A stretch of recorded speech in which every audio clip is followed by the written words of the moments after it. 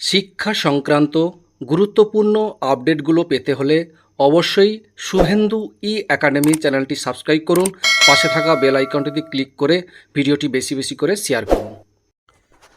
নমস্কার, আপনি দেখছেন শুভেন্দু ই একাডেমিক ইউটিউব চ্যানেল। খুবই গুরুত্বপূর্ণ একটা আপডেট রাজ্য সরকারি কর্মচারীদের জন্য। ভ্রমণ ভাতা, গাড়ি ভাড়া সংক্রান্ত নির্দিষ্ট নিয়ম রাজ্যের।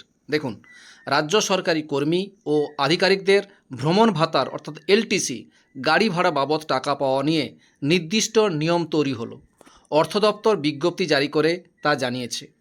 কর্মীরা এলটিসিতে কয়েক বছর অন্তর সপরিবারে বেড়াতে যাওয়ার জন্য ট্রেন বা বিমানের টিকিটের দাম পান, কিন্তু গাড়ি ভাড়া করলে কত টাকা পাওয়া যাবে তা নিয়ে নির্দিষ্ট কোনো নিয়ম ছিল না।